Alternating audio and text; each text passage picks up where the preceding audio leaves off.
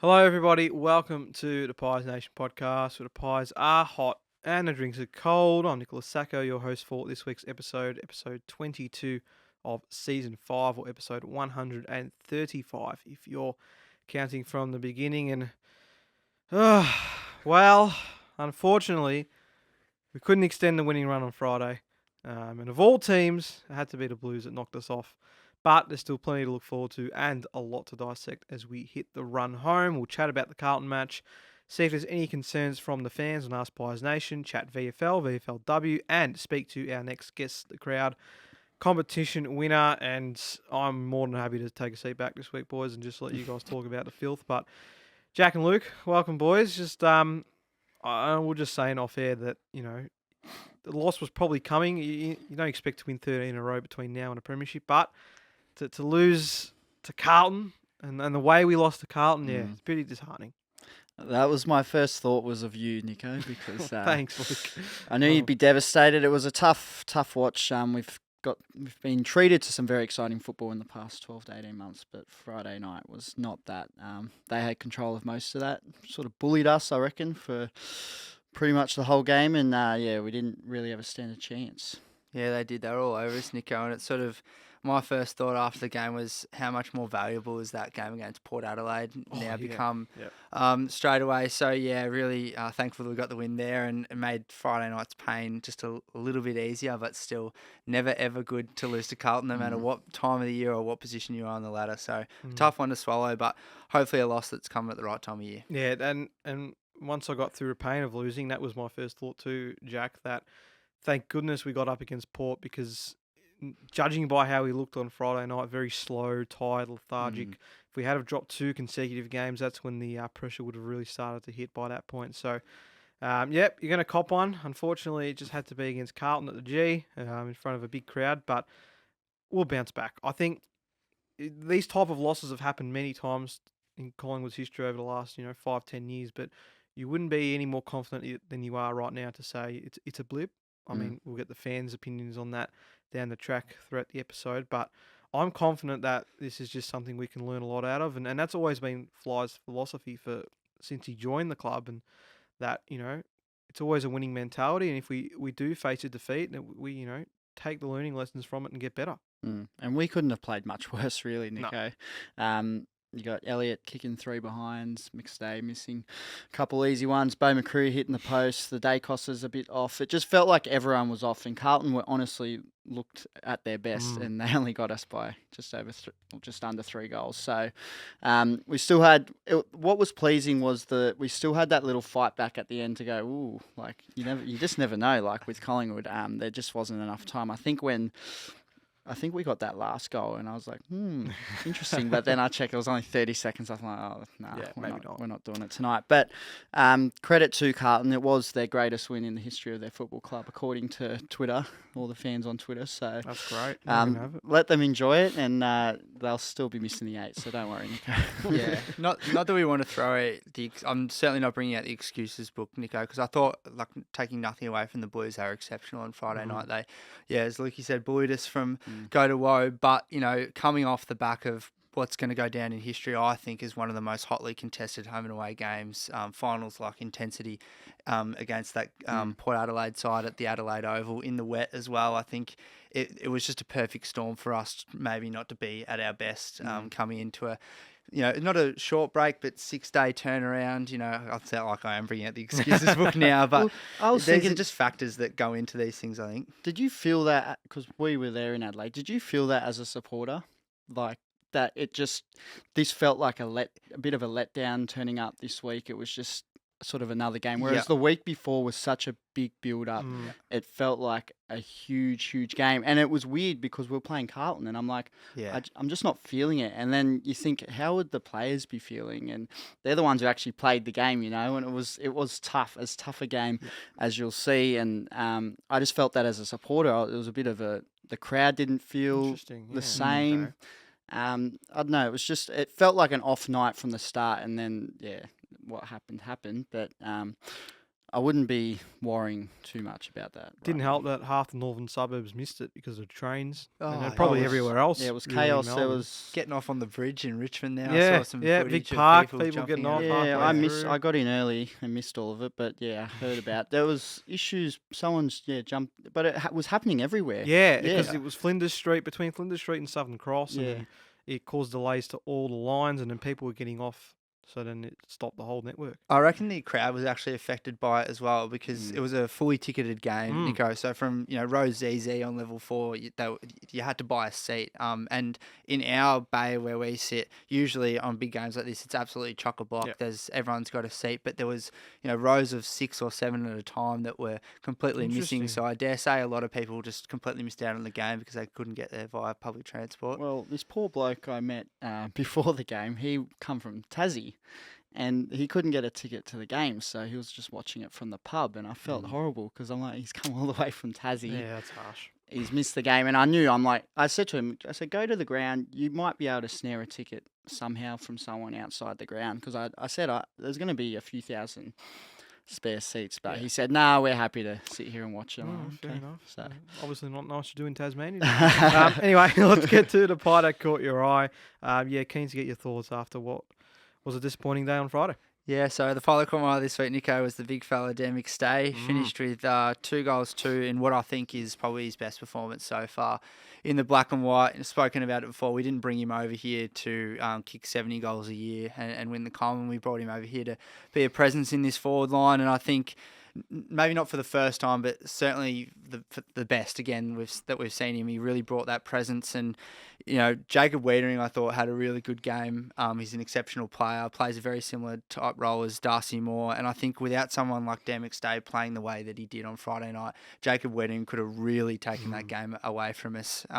Just the way it all panned out. So, and I also think if Dan can bring this sort of form throughout the rest of the season and leading into finals, massive tick in my eyes. And I know I've been extremely critical of his position in this side so far this year, but that's all I want to see from Dan McStay. Running and jumping at the ball, taking big contested marks. The finishing wasn't quite there at some stages on Friday night, but all in all, I think a really solid showing from Dan. No, but you're right. As much as we were all critical of him at times, this is the exact performance we wanted to see from him, bar maybe him kicking 3 or 4 in total. He had 7 marks, 3 of them were contested, 7 score involvements as well. So not just the ability to hit the scoreboard, but have an impact when that ball goes inside 50. So yeah, I thought he was much more than serviceable. yeah, and the more time he's spending in the AFL side since he's come back, slowly the better he's getting, it feels like. And he's on the verge.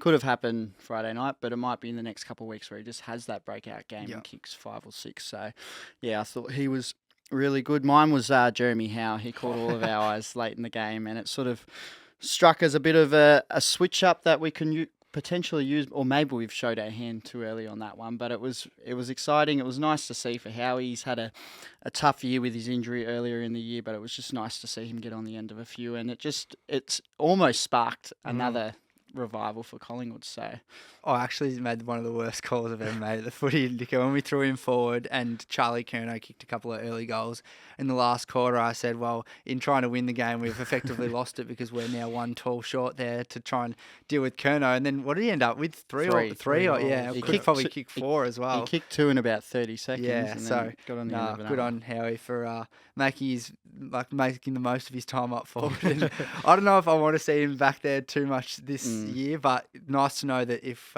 we do get in that position, that he can play a role for us. Well, it was interesting because judging by the social media comments from Collingwood fans, he was on the chopping block halfway through that game on Friday night. And, whether his spot in the back line was up for grabs by other people, not really sure. But then his ability to go up forward and have an impact, which had been sprinkled through at the season in terms of, potential ways we can change things up. I didn't mind it.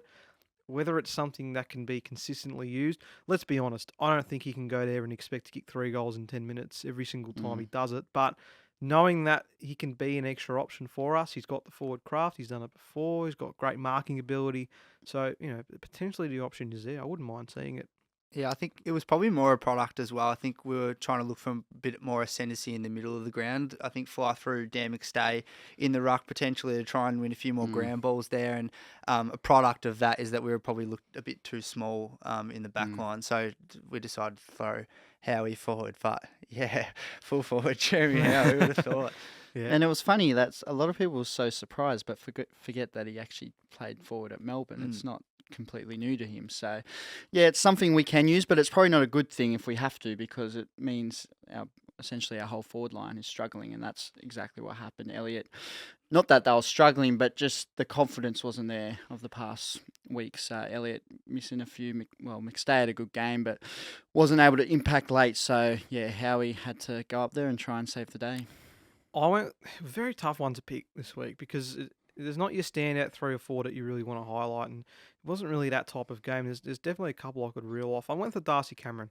I think he's had a really good couple of weeks now in that number 1 ruck role and had to stand up quite a bit. Obviously, we know that Coxie went down. Well, not went down, subbed out in the second half, which we'll get to later on. But finished with 31 hit-outs, 12 touches, took 5 marks, 2 of them contested, so it was still having an impact down the line when required, and had 4 tackles, which the pressure game was something that really struggled on Friday night, but I felt like he was able to bring that at times. I think he was really strong against Pitney around the ground, and his impact was limited, if he even really had any. It was more the midfielders for Carlton that were getting the job done rather than the ruck battle, but Cameron certainly gave his all, I think, in that game, and it was one of his better performances of the season, and it just goes to show how important he is to his team. I know he doesn't have the big stats or doesn't go up and kick huge goals, but he's just got that impact around the ground, and he's so critical at times. So, yeah, I thought Darcy was very solid, and he's taking this number 1 ruck mantle this year really well. Yeah, he is very nervous, though, as he was lining up for that goal. 15 minutes out directly in front on the big screen, it says Darcy Cameron 06. Yeah, that's Set true. shots in 2023. But no, good to see the big fella going back and slotting that one. But you're dead right, Nico. He was a really solid contributor on the night and has been a really solid contributor since coming back from injury. And yeah, hopefully more to come for DC in the back half of 2023. So was that his first goal of the year? I don't know if it's his first goal of the year, but Second, yeah, definitely his first set I shot do of the remember year. seeing that 06. Oh, gee, everyone's missing now. Darcy's up. So, no, yeah, like you boys said, he's been really solid and, yeah, flies under the radar because he doesn't do the big, exciting things or necessarily big impact things that make a name, but, yeah, doing all the right things that we need for right now. You mentioned inaccuracy. That was another big reason as to why we went down in the end, and we have to be fortunate because there's been so many games this year where our accuracy has been top notch, and we've forced opposition clubs to have difficult shots on goal and maybe even miss simple ones due to our pressure. But it was the complete opposite on Friday night, wasn't it? We had so many opportunities. Bo McCreary, right in front early on in the game. You could just tell it was just not really working there. McStay, a couple of easy ones, as you mentioned, Luke with Jamie Elliott too. So disappointing on the inaccuracy front, but I think it goes to show that it wasn't entirely a structural problem as to why we didn't get on top of Carlton, that we certainly had our chances and only a few scoring shots behind the Blues in the end. So fixing those things up potentially is a different story, but I'm not too concerned about that facet. It might have just been one of those nights where the goal kicking wasn't happening for us. Yes, it was. I watched Bo McCreary line up for that first one. As soon as it left his boot, his hands went in the face, and you just got the sense it was going to be one of those nights. But to that point, Nico, I felt like in hindsight, you look back and go, if we had taken all our chances, maybe it would have been a lot closer. But you felt that Carlton were on top of other facets of the game and really dictating what was going on, that the inaccuracy was just a pile-on of, what was the sort of the negative elements of our game on Friday night. But, yeah, an easy thing to rectify, Lukey. 10 scoring shots in the last quarter, so Had our chances. 5-5. Well, that third quarter was really where we could have taken the game by the scruff of its neck. We had 10 more inside 50s, 51 more disposals, 9 more marks, yet 2 goals, 5 we finished with. And it really could have been the difference in the end had we have sharpened up a little bit and got ourselves back to a point where we could really take over in the final term. Not to be, as you mentioned, Jack, mainly because of their ability to win contested possessions. The big one for me was we always scored plenty of goals from stoppages and clearances. nowhere to be seen on Friday night. They took that game right out from us, and in turn, they were the ones scoring from stoppages, winning critical clearances, keeping that ball inside their forward half. They beat us at our own game more. To put it bluntly, more often than not, that's how they won the football game on Friday night. It was just disappointing because, again, it may have been, with the game against Port on Saturday night, and a lot of bodies are still sore and hurting. Just hard to tell, but you're still disappointed when the effort wasn't 100% there, regardless of maybe how players are feeling. And a bit of illness again running Yeah, through the club, Of which course. is not an excuse. But yeah, it just felt like, apart from the inaccuracy, we were pretty flat for most of it, and Carlton were right on, and it was just always going to be one of those nights that we really had to go that extra mile, and we just didn't have it in us. But like you said, we had that third quarter bit of a run, and it felt like we were just one goal away from really getting going, and then it was the miss, and then miss and miss, and start of the last quarter had the play as well, and just unfortunately not our night. So I think he knew as soon as Jamie Elliott passed off that, the one that was called deliberate in the goal square, Jamie Elliott gets the free kick, and instead of running around, he passes it off to Checkers, who then goes on to miss. I think that's when I knew that maybe tonight we're not going to be able to pull off the miracle, Nico, but oh well, maybe Elliott's goal, that was not overturned because he paid it behind or touched behind, and they didn't have conclusive evidence when there was about a metre gap between the hand and the ball. So yeah, and Curnow got every free kick. Either. I don't want to be too critical of Darcy Moore, because he's had a fantastic season. I think Curnow really did almost destroy him on Friday night, but I don't. So why do we think that was the case? Was it a one-off again? Oh, I think he's an exceptional player, Charlie Curnow. There's no getting away from it. It hurts me to say that.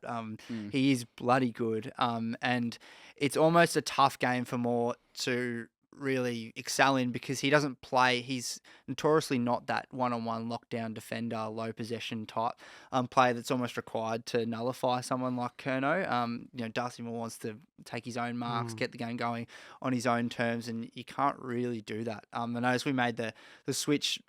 After half-time, Murphy went to Curnow because Murphy's probably more suited to that lockdown type. But again, he's just too good. It also doesn't help that he pays his own free kicks when it gets it in the forward line. I mean, in a game where the ball doesn't bounce evenly, you can't really blame the umpires. But it was honestly especially in that second half, that you couldn't even go near him without the umpires giving him a free. So what can you do? If Mason Cox got the same treatment, he'd kick 100 goals a season. If Myercheck got the same treatment, Myercheck gets ragdolled in its play on. So yeah, that's why I didn't want to be too critical of Moore, because I don't know what more he could do. I thought he's defending like a defender can and should be doing, and getting paid real soft ones. But yeah, Curnow, he's an exceptional player and had a really good night. So it sparks the conversation for how our backline operates. When we are playing well, that run and dash off the half back line, we look exceptional. But on a night like this, we look, without that run and dash, we look sort of left out a bit. Moore can't play his game, Murphy can't play his game, and you go, well, we need that lockdown defender back there, and that's where Frampton comes in. Well, yeah, that's the next call, isn't it, to have him there. You're right, I think Moore just got caught one-on-one with Curnow too many times, and whether that was Carlton's quick ability to transition from defence to attack, or just us not structuring up well in the back half, it just felt too often that Curnow was getting what he wanted in the forward line. It was one-on-ones, and it allowed him to draw free kicks, or on the rare occasion actually take a proper mark and win his own ball. But anyway, so yeah, I think Darcy Moore had a rough night. The stupid calls people are making to have him out of the All-Australian squad is just ridiculous after one bad game like that, but I'm not going to get into that because I'll just keep cracking it. Anyway, moving on. Another thing was, so the efficiency was pretty poor. One thing I did want to criticise about Darcy Moore's game was his exits from defensive 50. His kicking was very disappointing, and Taylor Adams is in the same boat as well in the midfield. Unfortunately, they just weren't getting anything right in terms of their ball use. It was really poor, and it allowed Carlton to regain momentum. On top of the fact that we were so handball happy trying to make something work in the corridor, it was clear that Carlton knew what they were doing in terms of trying to stop us going through the middle of the ground. When it wasn't working, we should have tried to go wider, but it was... I understand that Fly's philosophy has worked 99 times out of 100, but by the fourth quarter, when our 7th handball chain in the last 15 minutes wasn't working, surely there's a different way we go about trying to get that ball and keeping that ball inside the attacking half. It was a bit of a frustrating one for mine, and again, maybe it was just another one-off, but yeah, I didn't like what I saw in terms of our movement. Well, it's not necessarily a one-off because we spoke about it after the Port Adelaide game. It felt like they really stopped that handball chain from the back half through the middle of the ground until we got our game going again in that last quarter. And it's felt like the same in the Bulldogs game where it's felt a few games in the past sort of 4 to 6 weeks where a team has actually been able to really stop us the way we want to play. And we've been able to work through it and almost got to that point again against Carlton, but you kind of we can't go too hard on it because we love when it gets going, but do we have another way to go about it? Yeah, it's more that we don't, it's not like we don't want to not see it happen. Don't want to see it happen. When it's working, spot on. It's awesome, and it's the way we win games of footy, but is there another way we can go about it just to stop the rut, to get ascendancy back on our terms? Because we have let teams control and dictate games for fair periods in a lot of games this year. Yeah, my good mate Lee made a really good point, I thought, on Friday night, is that sometimes when we come up against, the better top 8 sides, as Luke just mentioned, I thought it was a really good example, Port Adelaide and the Bulldogs, where I thought the Bulldogs especially were all over us again at the contest and in transition. And he just said sometimes good sides make us look a bit silly, and it's almost like we need to be behind in the game in order for us to come back into it. And you see these miracle wins like Port Adelaide and Anzac Day even, I think, is a classic example of that. And I think it all comes back to, and I've spoken about this before, is that when your pressure and your intensity around the ball is slightly off, and all 23 players who are selected on the night aren't quite on top of that game, it's just like a avalanche and a snowball effect. You're not winning the game in the middle of the ground. All of a sudden, they get a few quick goals from centre bounce, and then a couple of players aren't marking their players right, so they're out the back a couple of times. You find yourself 4 goals down. Then you're not so inclined to go for the inboard attacking kick because you're 4 goals down. You don't want to make it 5, 6 goals down, so you're going long down the line to Darcy Cameron. And when we've spoken before this year, how we were going long down the line to Jack Ginnivan at some stages. Like, it's just, you're forced to play away and forced to over handball because you're putting yourself so far behind in the game by not winning the ball at the coalface at the start. So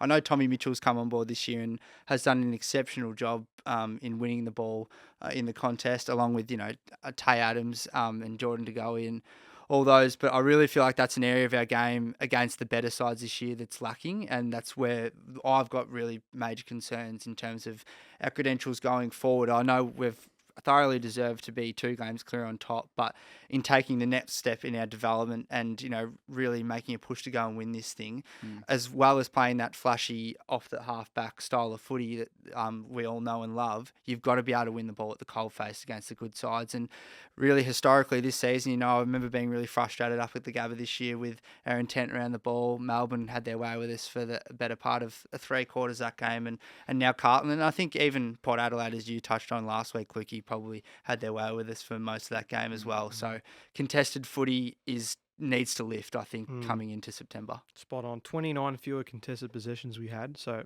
tells the tale to tape, really.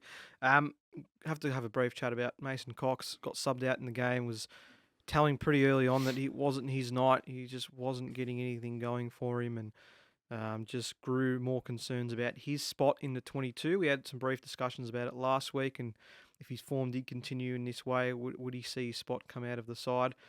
So I bring up the question again about Mason.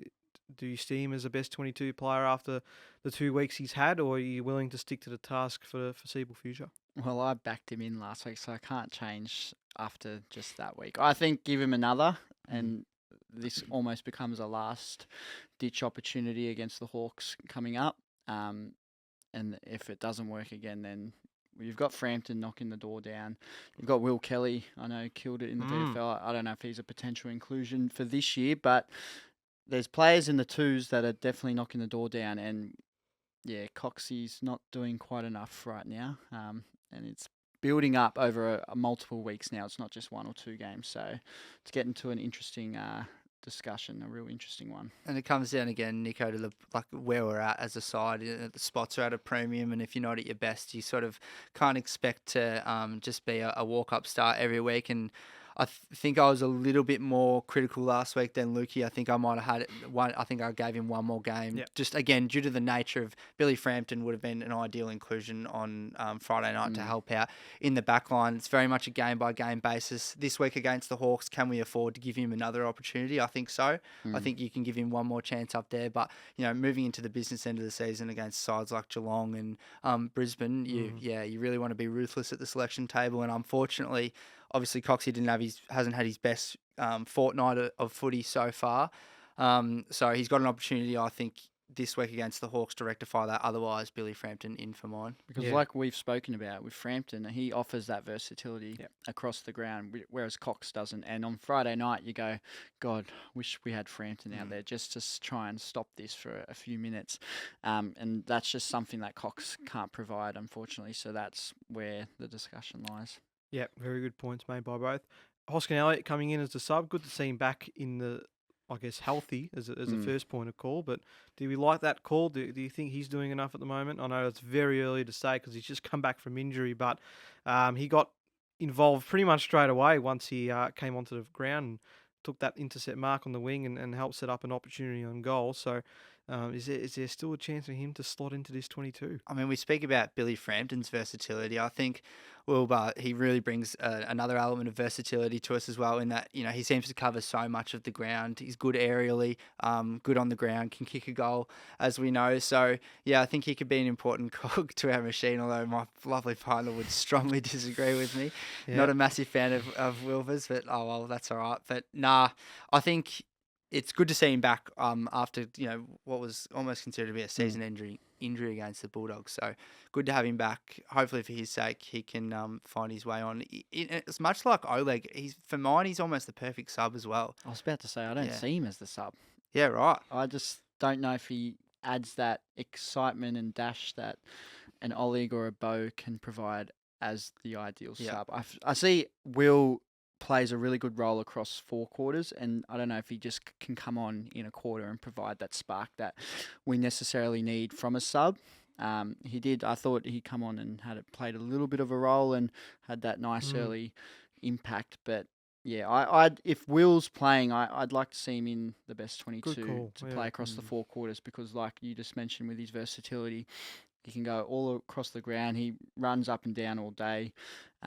But as a sub, I feel like he's going to struggle to get himself involved with limited game time. Yeah, and now that you said that, Luke, you probably want the sub to provide you with that extra pep in your step coming on with fresh legs. And, no offense to Will, but he's not as explosive as the aptly mentioned by Lukey, Bo or Oleg, but more as I was more thinking along the lines of a Mr. Fix-It man. If you were struggling in some areas, that because of his versatility, he can come on and sort of provide you something if you're having shortcomings in certain areas. But it's probably right. His impact is more felt over the course of the 4 quarters. He is ideal in terms of an injury pops up. You kind of can go, well, Will can nearly play everywhere except the ruck. So at least he's a safe option compared to a few of the other guys that could be in there as a sub. But we'll just have to play that week by week, I guess. Speaking of quick, and not just because you're wearing the top, which you can get now, of course, on Pies Nation merch. Oleg, how good does it look? How good does it look? Really great. But no, it came into the starting 22, and we didn't have much dash coming out of halfback on Friday night, but he certainly did his best to do so. And I thought, again, he was serviceable and he's continuing to play his role at a good standard. Well, you can't criticise him. He works his butt off and tries to get himself involved and does everything he can, provides that spark. But I want him in the 22, but I see him as a fantastic sub and a fantastic option, ideally to have as a sub to come on for the explosiveness. But he's, again, doing nothing wrong and deserves his spot in the side. So what about you, Jack? No, I completely agree. It's amazing. It's like because he is the perfect sub because we saw it against Port how effective he was. I thought him maybe not the complete difference in the game, but him coming on certainly set up the way we wanted to play in that last quarter last week against the Power. But I thought he was exceptional right throughout. I thought his speed was evident from the first right through to the last, which is a credit to him because a lot of these speed type players can come in and out of games due to not being the most endurance fit type players. But yeah, he was really good. And it's like you sit here and go, he is the perfect sub, but now how do you justify putting him back into that position? He's a bit stiff. But I think as long as he's in the 23 in some capacity, we're better off. Certainly. Any other notes to come from this nightmare before we move on to to the rest of the show? Nah, move on. Yeah, glad we can agree. Well, let's get to the votes then. And of course, we always start with the fan votes, which are really heating up. Not the obvious choices this time. A few different ones around, but Jeremy Howe got top votes from our fans. In fact, smashed it pretty much in the end. McStay with 9 votes. Josh Dacos with 8. Jordan DeGoey with 7. Darcy Cameron 6. Braden Maynard 5. Nick Dacos still managed to get 4. Crispy got 3. Oleg Markov sneaks in 2. He gets 2 votes. And Jamie Elliott rounded out 1. So we can safely say it's Nick Dacos that's going to win this. With unless actually we're bringing this into finals, aren't we? We've done that before, haven't we? Yeah. So We'll make it interesting. yeah, Keep 100%. Technically, you can keep it still lose it alive. then. So Nick Dacos has a 46 vote lead at the moment ahead of Josh. And DeGoey, Mitchell, and Moore still round out the top 5. But interesting that Dan McStay made his first appearance on the actual leaderboard with his 9-vote game. So impressive from him. So there were our votes. What about your votes, boys? My 1 vote go, went Jack. to Darcy Cameron for reasons you mentioned, Nico. Very, very solid game. Very, very solid few weeks for the big fella. So hopefully he can continue to build on that throughout the rest of the year. Gave 2 to Dan McStay. Finishing wasn't quite there right throughout the night, but again, presented that option that we've been crying out for quite a while. I actually gave 3 to Jack Crisp. We didn't mention him in our little review there, but I thought if there was one player that really was in the midfield trying to take the game on and breaking lines, it was him. And he's done it a fair bit, I think, in the past sort of 3 weeks. Ever since I gave him and Dan McStay a cliff, they've been exceptional. So I gave my 3 to Jack Crisp on what was a really tough night to hand the votes out, I thought, Nico. Well, we talk about a lack of efficiency across the midfield. He finished with 85%, so really stood out in that area of the ground. Still had 20 touches, 340 metres gained, and 9 intercept possessions. His second efforts were a big one as well. Yep. He continued to fight his way to the ball and win it for our side. So, I thought he was exceptional. Yep. Really tough to give votes. I couldn't find 3, but I've managed to find 3. So 1 vote, Oleg, for reasons we just spoke about. I nice. want to give him a vote. He deserves one. 2 votes, Dan McStay. Yeah, he's getting to the point where he's about to break a game open. So really excited to see what he can do. But taking the big marks. And he played a really good game against Port Adelaide as well. So he's getting there. And 3 votes, Jeremy Howe, for his 3 goals. He deserves a bit of love. Yeah, McStay very stiff not to make my final count, but I did give 1 to Jeremy Howe as well. His 3 goals gave us a bit of a spark and gave us a hope for the near future in the event that we need to bring someone else inside the forward line. What that does is make our forward structure a hell of a lot more difficult to work out now that we can bring him into the act. I gave 2 to Jack Crisp, we just mentioned before. I thought he has put together a nice body of work, as has the man I gave 3 votes to, Darcy Cameron. They've both been brilliant in the last few weeks. A shout out as well to Josh Dacos, who I thought was still okay. 27 touches at 85%, 404 metres gained, 7 score involvements, and 6 intercept possessions, plus a nice goal to finish 2. Was pretty decent, I think. Didn't have the magical game we probably expected from him or his brother, but nonetheless, still very important for this team. Both Dacos are still leading the disposal game. It's just unbelievable. What do we think of Nick? They worked him out a bit, didn't they? Yeah, they covered him pretty well. Yeah. Stopped his run, stopped his attack. I was surprised to see off the cold face, just watching the game without looking at the stats. I was surprised to see that he still had so much of the ball, because it really felt on the night like he wasn't really near it at all. Must have had a lot of sort of in tight contested handball stuff. And I am also equally surprised by the hysteria that comes along with, you lose and all of a sudden Nick Dacos is the most selfish footballer to play in the last 10 years. Just ridiculous. Yeah, David. If there's anyone that has the right to take the shots that he was taking in the last quarter, when, let's be honest, the game was absolutely dead and buried by then, it's Nick Dacos. Well, he was well within his right to have a shot there. Yeah, He worked his butt off for that, got around a couple, have the shot. Yeah. Come on. 54% disposal efficiency, so definitely well below his best. He just lacked a bit of that grunt, and I know that he's not the hard in and under player that we expect, but there was a few that he was just happy to hang around in those contests. Wasn't really keen to be someone that could quickly strap that ball out when we needed it. He wasn't alone in that department either. That's very Nico, true, so, but yeah. yes, unfortunately, it was a little bit noticeable. But that's enough from the Carlton game. Let's move on. We've got some big things to talk about after this quick little break.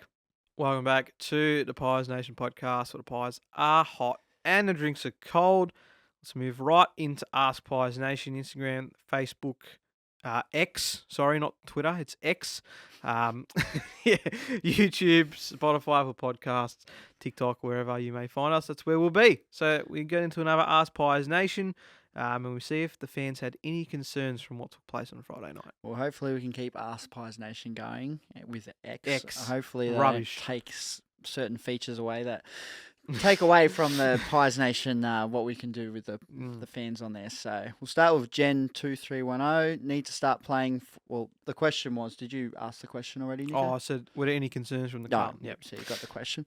Jen2310. Need to start playing 4 quarters and not try to win it off 1 quarter, or have to fight their way back from 3-quarter time. Do you reckon it was a bit of a wake-up call, like it's not always going to happen? Yeah. And maybe we should put ourselves in a better position earlier in the game? Yeah, for sure. I think our footy over the course of the season, you can win a lot of games because we are so good at it when we do get it going that, 1.5, 2 quarters of footy has got the job done, over the long duration of the season. But as I said before, my concerns comes from when we come up against these really good sides, your Melbourne's, Brisbane's. I'm not putting Carlton out of that conversation. We had a bad night this week, but it is concerning that we're relying on that 1 quarter. We need to play at least 2.5, 3 quarters to really get the job done. I think playing 4 in September for sure. So. Yeah. And that's I'm holding on to that hope is that we're strategically playing it well enough that we're not gassing ourselves now, and we're going to peak at the right time. So it's going to go one way or the other, isn't it? Paul, the lesson we got is that we need to put our bigger bodies in the cold face when playing against teams with bigger body midfields like Carlton. Adams, DeGoey, Chris, Pendles need to be sent into the centre square and stoppages. We'll learn a lot from that game. Interesting. Yeah, I don't mind that call. I didn't really think of it like that in terms of maybe it wasn't so much personnel on the night in terms of just the mix of the way we were setting up structurally. I like that. Ryan VS, coming into the game I thought we'd get done. Coming off the week before, 2 games clear on top, not much to play for really. Carlton on the other hand need to keep winning to make finals and played like a team on a mission. No concern as long as we bounce back this week. That's the precursor, isn't it? As long as it's not something that continues. Peter Studs, no concerns at all. Top spot is all but ours, and they played like a team who knows that. Carlton played their best footy of the year, and we played at 70% and only lost by 17. It'll kick them into gear again, and it will be our last loss for season 2023. 70%'s generous. Yeah, and our last loss. What about that call? Will that be our last loss? I'll be loving life. Wouldn't that be just funny? Well, that's the last loss. You gave our last loss before we went on. No, but see, Carlton supporters are that thick that they would use that they would use that against us to be like, wow. No, just hold on. We're the real premiers. No, they'd be like, oh, we beat you in a premiership. Yeah, so we're the real premiers. We beat you before you went on to win it. Jeez, that could come back to haunt me if we don't win the flag this year. Anyway. Charlie, each time we've been beaten or challenged, the opponent has limited our biggest weapon, speed out of the half-back. We need Nick Dacos back there. His great vision and precision was often what set those coast-to-coast sweeps up. He's not physically ready to mix it with the Bulls in the guts.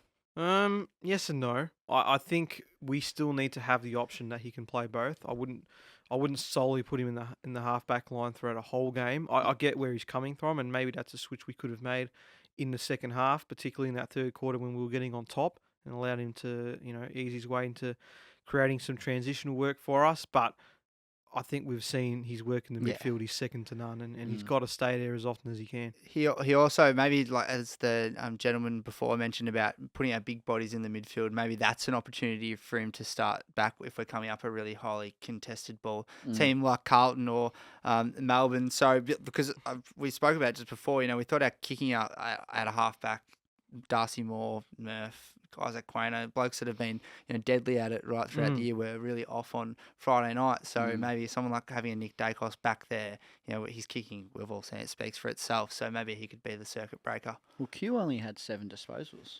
Yeah, That is wow. insanely low for him this year. Mhm. He's been racking them up all year. So Yeah. Because he was unwell. He did. Potentially. He did. There was a few times where he went down and he looked a bit sore and Mm. yeah, a bit slow to get up there. So hopefully no injury concerns for Q either. Kylie Cugliari, a bit of finessing and selfishness creeping in, which needs to be stamped out ASAP. Don't know about that.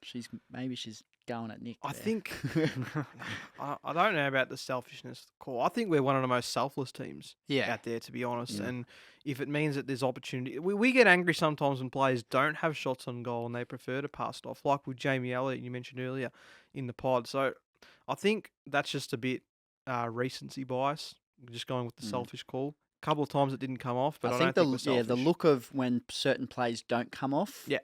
Which we're one of the only teams taking on certain plays, Yeah. and that's the reason we're in the position we are. So when it does come off, we're killing it. Yeah. But then when it doesn't, it looks that looks a bit. We look trying to exposed, be, don't trying to be a we? bit Yeah. cute there, and then it goes out the back, and Yeah. Kerno Yeah. or someone's all by themselves, and it can look a bit like we're playing a bit arrogant at times, but it's the way we are. I think not selfish, but accountable. I think is the word we're looking for there. There was a lot of times on Friday night where, despite as Lukey you just said, we are a high pressing, highly offensive team. That sometimes there was opportunities just to mark him man and run with him, and we didn't. And thus got exposed for. I mean that first goal that they kicked, Jerry McGovern, he just waltzed up. No one Jeremy. Sorry, 2018. Kelly but Underwood. still in my thing. Yeah, the blue team. The bloke from the She had a blue few team. mistakes on the week. But Mitch McGovern, when he just waltzed through the middle of the ground, I think he honestly run past about 3 or 4 blokes. So yeah, just Adelaide still have an effect on me. We're all losing it. Well, so she called Charlie Curnow in the. Oh, post, nice. so That's it's- right. Yeah. Jolib, Johnson and Frampton have to be picked ahead of Cox. Contested possession is still the Pies' biggest weakness. We don't have a player in the top 20 stats for it. McRae will have some moves that won't be displayed until finals. I think Dacos goes back to halfback. Yeah, the one point he makes about McRae keeping his cards to his chest a little bit, I don't mind it because coaches do tend to be like that. Maybe there's some things in the pipeline that he'll be looking to bring out come September. But yeah, I think we'll get to the VFL soon about those players that might come in. And I think me and Jack spoke about it before you got here today. It was that Carlton pretty much showed their hand to us. That's as good as they're going to be. That's fine. And we, like Oh. a previous comment was, we only got to 70%. So there's a lot of potential still for us to Yeah. reach. And we've spoken about that all year. That we still don't feel like we're playing anywhere near as good as we could be. Playing 1 quarter here, playing 2 quarters. Imagine 3 to 4 quarters of us at our best. So. Wookie ate it, a loss we needed and lessons learned. We were miles off all night. Goal kicking killed what little momentum we built up. Positives were was our fast brand until the end and how up forward. Yeah. I like that. Stuck to our guns, didn't we? Doesn't always pay off, but it was good to see that we didn't just collapse and give up. Val McKinn, I think it was such an emotional week last week for Taylor Adams, and didn't he play a blinder? He was a little spent this week, understandably. Isaac Quaynor was not himself, still unwell, I feel. A 6-day turnaround after such a high-pressure game. Look what it did to Port. We'll be back bigger and better than ever. Yeah, so we mentioned with us having a bit of a lull after that Port game, and you look at Port Adelaide against the Crows that same night, and the same situation. Now, obviously, they get an extra day. They don't have to travel, but it just goes to show that the high stakes that game came with, maybe it had an impact on Port too, highlighting the importance of that getting that 4 points last week. Would have been some sore bodies out there on Friday and Saturday night for sure. Jason Vantarakis, midfield gets bodied against bigger mids. Meaningless game due to the other results and need to figure out our best 22 for finals. We'll get there, I think. Yeah.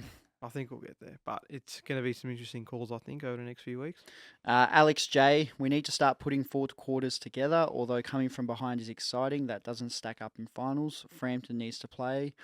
You can play him in the back line and throw Howe forward. Coxie needs a spell. Wow. Is a spell at this late into the season something you can afford to do? If you're out now, You might not get back you're in, probably so out for a bit. It's a double-edged sword though. Like we saw against Freo how Billy probably quite couldn't get into the game as a forward, and Mason really excelled, and that's where you see Mason come into his own there as that ruck that can go forward and play. But then again, a couple weeks later, you see that we just were crying out for someone like Billy Frampton just to go back there and help us deal with a Charlie Curnow. And we're going to run into a few Charlie Curnow types come September, Brisbane. Even the next few weeks. Yeah, exactly Yeah. right. So I think Coxie's going to be stiff, but maybe Billy's the man. Leo the Master, I'll finish with him. Textbook definition of a loss we needed. We've only had a handful of wins this year where we could confidently say we played our best for 4 quarters. To have a game where the issues aren't masked by a win is a good thing, especially as we aim to finish the season strongly. Win or learn. That's Nice huge from Leo the Master. Nice I like perspective. Yeah, like that. That's pretty much where I'm coming from. That's why I thought it summed up a lot of how I feel about that game and where we're at the moment. Yeah, well, now we're just looking for a response, aren't we, Nico? This week against the Hawks, who, despite being down the bottom end of the table, are probably not going to be any easy beats. Sam Mitchell has them playing a pretty solid style of footy, considering the list that he's got. So, yeah, this week, albeit a bit of a quieter game, looking for a really big response from the Pies. Certainly. And that was AskPiesNation. So be sure to keep getting involved each week. Instagram, Facebook, Twitter, YouTube, Spotify, Apple Podcasts, TikTok, just everywhere. No matter what the apps get changed to, we will be there with AskPiesNation. So keep getting involved. Great But to see. not Threads. No, not Threads. Yeah, Not yet. that's not happening. Anyway, let's get to our Guess the Crowd competition winner. Now, of course, no margins this week because we lost and we don't like giving anyone shout-outs for margins that we didn't win in. So we can go straight to the Guess the Crowd, which, Lukey, there was some huge competition here and it got really close towards the end. Just quickly, there was a little smart-ass comment from someone who tipped the margin correctly, but for Carlton, they come back at me wanting a shout-out. Gave them nothing, so there's your shout-out. So we had a lot close, very close. We had 2 that were exactly 5 off on either side of the... Wow. I can't remember exactly what the crowd was. And then we had... Well, it must have been 86,785. So, and we've got Mitchell, who's our winner. He was 86,789. That's a very good But we had effort. someone 86,790 and 86,770. So, yeah. Is that correct? 780. No, 780. Close so enough. 5 off on either side. And then we had a few that was sort of within the 30 to 20 mark. So, very hotly contested Guess the Crowd this week. So if my mate Liam's missing, Lukey, you would just safely say he was never a chance anyway. So bad luck. On other weeks, he would have been there. But, yeah, I think he was about 200 to 300 off. So, yeah, close, but definitely not close enough this week. These methods that our Guess the Crowd competition winners have been giving us lately, that people must be listening and are starting to put 2 and 2 together. So maybe we can work out what Mitchell's was. So let's give him a call and see what he had to say after Friday night.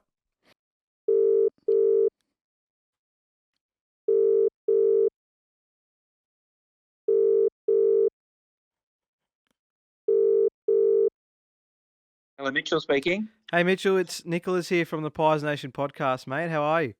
Yeah, good, thanks. Yourselves? Yeah, not too bad. Thanks for coming on and joining this week's episode and for being our closest guest in the Guess the Crowd competition. 4 people off. That's a pretty impressive effort. Before we get into Friday night and your time as a Pies fan, what was the method behind getting 4 people off the crowd? Well, I just figured there'd probably be about 86,000, and previously I've just been putting like 86 and then just 1, 2, 3. So I changed it up and just put 7, 8, 9. There we go. So that. it's 86 the whole way through, and that's a pretty good effort. Mitchell, were you there as one of those 86,000 odd on Friday night? And look, we'll try to get through this game pretty quickly, but yeah, were you there to watch us? Yeah, I was there with my daughter and her boyfriend. Pretty disappointing, wasn't it, in the end, wasn't it? It was very disappointing. Mitchell, just Jackie, mate. Thank you so much for taking the time to come on. Obviously, we're always keen to, as Nico touched on off the top there, to find out our faithful Pies Nation guests' journey to being Collingwood supporters. So if you wouldn't mind, could you share yours, please? Yeah, sure, no problems. Look, I'm a bit older than you guys. I became a supporter when I was about 4 or 5, so back in about 1968, 69. And been a one-eyed pie ever since. Yeah, nice. G'day, Mitchell. It's Luke. Thanks for coming on and congratulations. I think you are our equal closest ever. Yeah, is that right? I believe so. Can't remember if we had someone closer. So you've done an exceptional job. Who's your favourite all-time Collingwood player then? All-time would probably be Peter Dacos. Peter Dacos. And any sort of big memories that stick out for you or favourite moments of his? Of Peters, probably seeing him at Victoria Park, kicking some of those goals. I remember he kicked a couple against Richmond there. Were just like, I still don't know how he did it. And probably I think he kicked 13 up in Queensland one year, and that was that's quite a strong memory of mine. Yeah, against the Brisbane Bears, 1991 that game was. So there you go, nice little one there. What we also like to do, so we talk about specific memories with Collingwood supporters that come on as part of our podcast. So it might not be the big grand final or the big final, but do you have a very specific personal memory that always sticks out to you throughout your time supporting the Pies? I've probably got two. I try and go to one interstate match each year, and I remember back in about, I think it was 2003, we were playing Adelaide at the old football park, and Chris Tarrant kicked a goal after the siren Oh, for you us were to there. get up and win. Yeah, I was there that night, and that's got strong memories for me. Yeah, nice one, mate. Look, we've just been discussing on the pod today about, was this potentially a loss that we had to have coming in September? You've been a Collingwood supporter for a long, long time. How does the run into the finals for you look as a supporter? Where do you think we need to improve, and can we go all the way? Look, I think, we can go all the way. I think we've got to improve our forward line structure a little bit. I think, been saying it for a little while, we haven't got quite the right mix yet, and I think some hard calls probably have to be made. I remember back in 2010, I remember round 6, I think Josh Fraser, Tarkin Lockyer, Shane O'Brien, Paul Medhurst, they were all playing, and by the end of the year, they were all out, and we ended up winning the flag. And at the time, you just wouldn't believe it. So I think we've got to make some hard calls, and if it's Lipinski that has to go, and Will Hoskin Elliott and Coxie, if they have to go and make way to make us a better side, I think we just have to make those calls. Yep. Yeah, very good, Mitch. I was about to ask you, what were those tough calls, and you just gave them to us. So, very good with that. Yeah, pretty interesting ones there. So, as a summer, you talk about the 2010 era. Has it got similar vibes to what we're producing so far in 2023 in terms of personnel and potentially the way we've been going about our football today, or is this just a new Pies side that you're happy to experience? No, I think it's a new style of footy that we're playing. I remember about round 6 or 7 last year, I said to my wife and daughter, I said, enjoy these wins, because this is the most exciting football I've seen us play, and most exciting wins I've seen us achieve. So, flags are so hard to win. Just enjoy every victory we get. It's continued on this year, and it's just been a really fun 18 months. I think the only thing we're lacking is a real power forward. If you look back at premiership sides from the past, they've all got one big power forward, and I think it's the only thing we're missing. Yeah, well, let's hope that Dan the man Dan McStay can be that person at least for the next few weeks of the season. Hopefully can get us on top. Mitchell, really appreciate you coming on and joining us on the podcast, and looking forward to seeing what September has for all of us as Pies fans. Thanks for coming on. Yeah, no problems. Thanks, guys, and good luck for the rest of the year. Thanks, Cheers, Mitch. Thank you. Yeah, go Pies. Go Pies.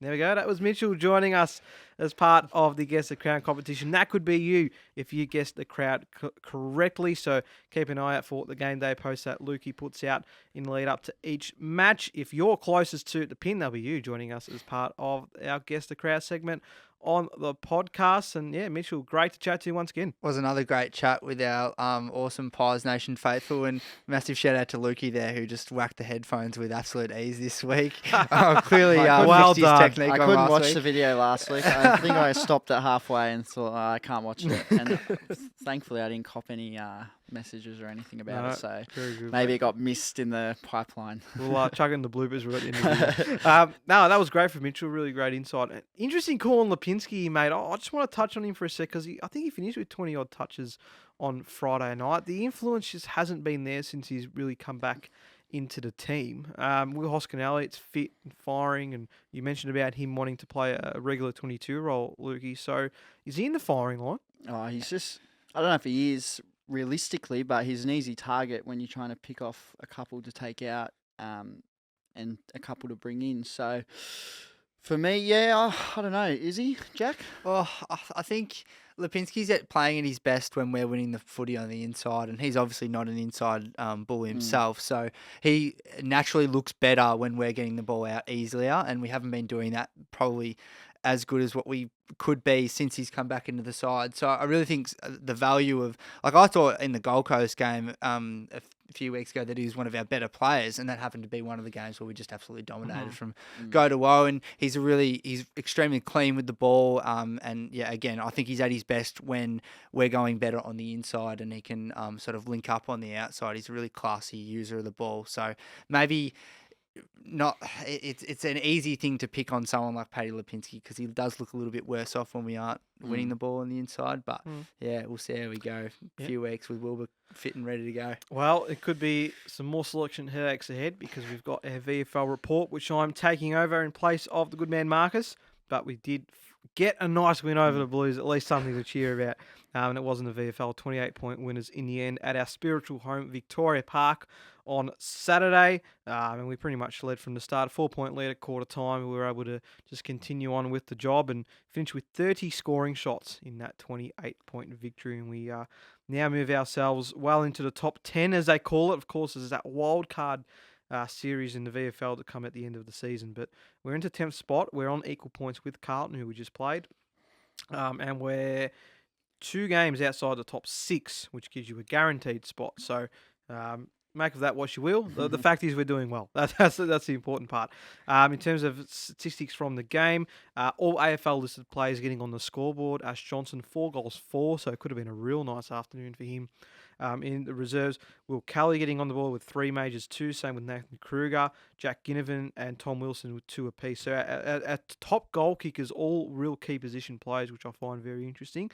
Coming into what needs to be changed into our senior 22. In terms of disposals, Trent Bianco, he's been killing it this year in the VFL. Very unlucky not to be making a way into the senior spot. He's averaging 24.5 disposals. He had 32 on the weekend, and Josh Carmichael had 28. So, yeah, they're really making their claim. Might be tough to get in this year, but I reckon they're putting themselves in a good place to get themselves in a position to be in that senior team next year. That was our notes, but of course we've got the great man Serge, who's always on top of it at VFL level. He goes, at Vic Park in great conditions, the VFL Pies defeat the Blues by 28 points. A tight contest early, both sides traded goal for goal. Pies managed to pull away in the latter part of the second term, kicked 4 goals for to 1 goal for due to quick ball movement and impressive transition play. Every time the Pies every time the Blues were Blues challenged, the Pies responded quickly. They had kicks straight. They would have comfortably won even more. Johnson, Kruger were standouts, dominated up forward early with 4 and 3 goals each. Kelly, 3 goals, 22 touches and 9 marks. He's played his best game all season. Bianco, 32 disposals. Josh, Tards, Allen and McInnes provided good drive. Trey and Ryan, great in defence. Jack Ginnivan, solid with 2 goals. Begg, very handy around the ground. Great to see him getting some consistent form as well. The Pies won inside 50s and centre clearances. Werribee away next week, then the Cats and the Southport Sharks. Shout out to former Pie Liam McMahon, who played for Carlton's VFL team on the weekend. So very extensive report for our VFL match. And some names continuing to pop up, particularly in that forward half. Yeah, it's getting exciting for a few of the boys who are pushing their claims and are hoping to sneak in there. So it's going to be very interesting the next few weeks. Yeah, touchwood, no injury concerns coming into the back half of the year, Nico, but it is really nice to know that if we do go down in that area, that we've got plenty of people putting their hand up ready to go for selection. Ash is a big one, I think. He I don't know if you see much of the VFL or the highlights of it, but you look and go, wow, exactly what we needed on Friday night was someone to just take some big marks and provide that X factor. And I don't know, we've spoken a lot about Frampton coming in to replace Cox, but is Johnson coming in to replace Cox? Like, is he the X factor that we need in there, in that forward line when it's going a bit pear-shaped with the Mycheks and the Elliots? Is Ash that one that can stand up? And he's done it before. He did it last year, kicked some big goals in some finals. So yeah, certainly you've got Jack Ginnivan as well. He's been playing some good football. But the one man we haven't spoken about all episode is Bobby Hill. He was out late illness, not in the 22. I don't know if he's coming back into this team just yet. Yeah. Yes, he is. Yeah. Well, Ginnivan's playing some really good football. You kind of have to give him a chance now, I think. No, but it's not for that. So who does Bobby come into that 22 for? You're not replacing him with Cox.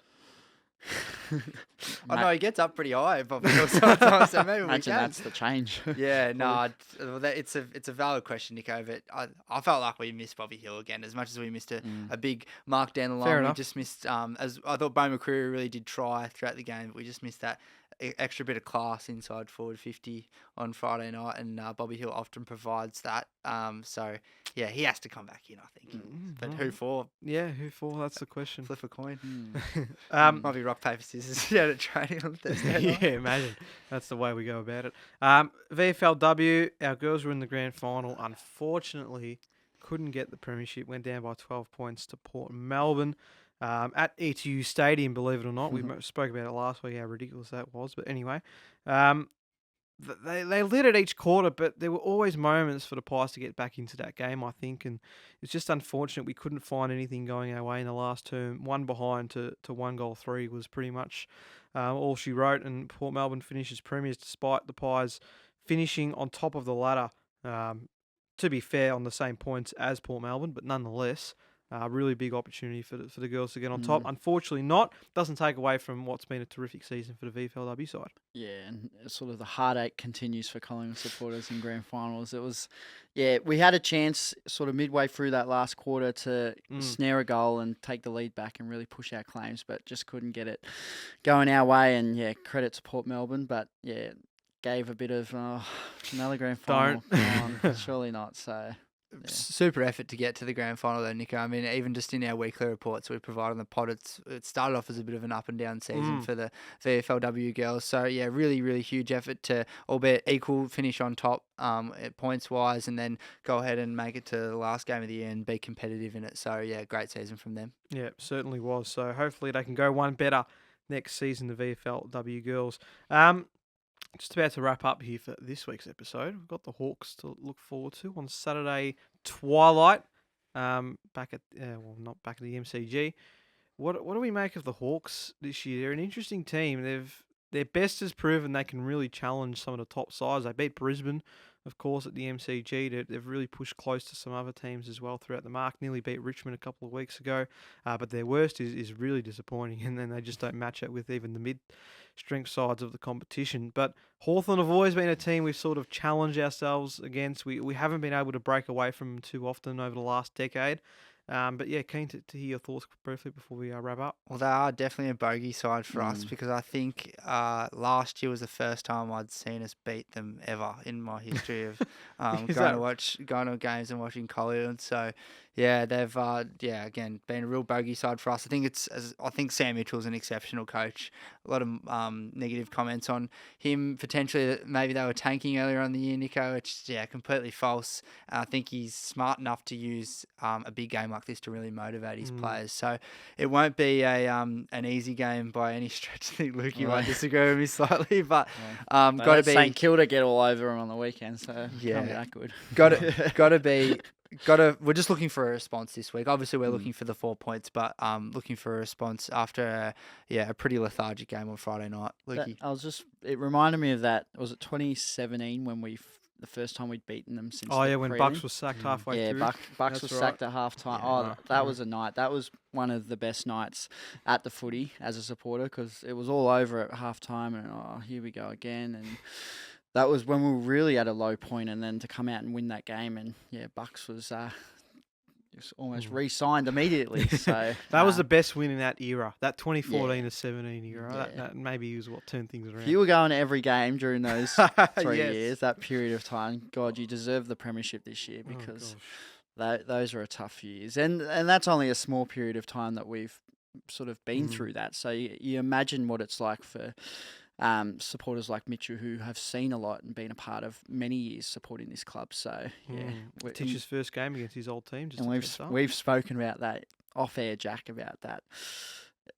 It just feels right this year to reward so many supporters, but it does. It's actually interesting to hear Mitchell say that. I think it's a fairly common feeling amongst Collingwood supporters at the moment. It feels different. It feels un-Collingwood like the way that we're playing our footy. And we've just lost a Friday night game in front of 85,000 people to Carlton, who are now making finals claims. And this time last year, that would have been the end of the world. But we've 2 games True. clear on top still.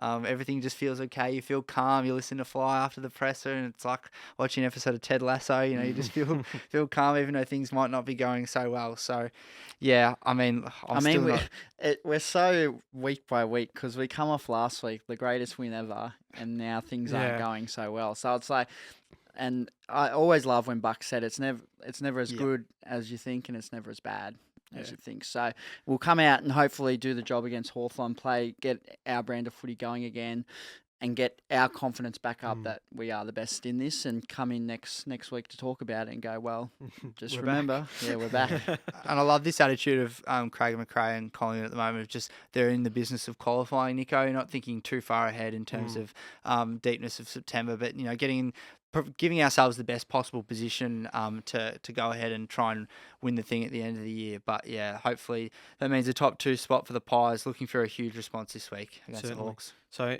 with all that said and done, what's your Monday headline against Hawthorn for this weekend? I'll go McStay to kick 5. 5, okay. And what I've spoken about, he's on the verge of that breakout game, and I reckon, he'll get on the end of a few and kick straight. So McStay for 5. As far as I'm aware, Mitch Lewis he's not under any injury cloud or anything at the moment, is he? He's fit and ready to go? Because I think he's one of the young up-and-coming full forwards in the comp.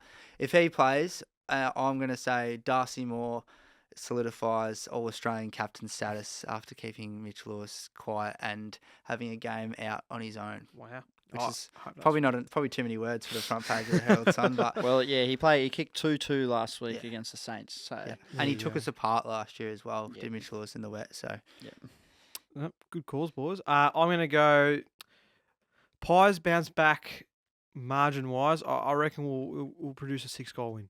I reckon we'll get back to our best football. We'll play the 2 or 3 quarters well enough. I'm not saying it'll be a full 4-quarter performance, but it'll be good enough for us to get on top. As Derek just loves to remind us, it's going to be a Collingwood St Kilda semi-final apparently, and we're going to finish 4th and we're going to lose. Thanks for that. I wouldn't mind that. It'd be a nice calm semi-final. Well, as long as Derek's Saints beat the Blues this weekend, it'd be pretty similar to our semi against Freo last year. And the Saints from 5th win the flag against Port. That's wonderful. Couple of things before we wrap up. I wanted to send a congratulations to Buddy Franklin as we're recording. To announce his retirement after his calf injury on the weekend. And as much as he towed us up every single time, he's had an outstanding career and a once-in-a-generation player. Yeah, one of those players that, as you just said, Nico, took us apart in the brown and gold, in the red and white, every single week that he came. I'll never forget that hurdle goal in the middle of the MCG where I think he jumped over Heath Shaw or something like that and kicked goal of the year. Just when you go back and look at some of those grand finals that particularly Hawthorn played in, how he was able just to get them back into the game. Remember 2012, he single-handedly dragged them back into that. 2011, the prelim, when he got that late goal, that was when it was all over. He's what we're going to say to, if we're lucky enough to have kids and whatnot, he's going to be our Gary Ablett Senior or our Jason Dunstall, that once-in-a-generation type player. And, I really wish him all the best in retirement. I think he's a bit of a misunderstood personality. I think we all have a go at him when he's on the field and he comes across as this big sort of arrogant know-it-all, but he's actually quite shy and very humble when you probably get him on the microphone away from the footy ground. So, hats off to Buddy for a fantastic career, and I'm very glad we won't have to come up against him again. Shout out to Buddy. Fantastic career. You've pretty much summed it up.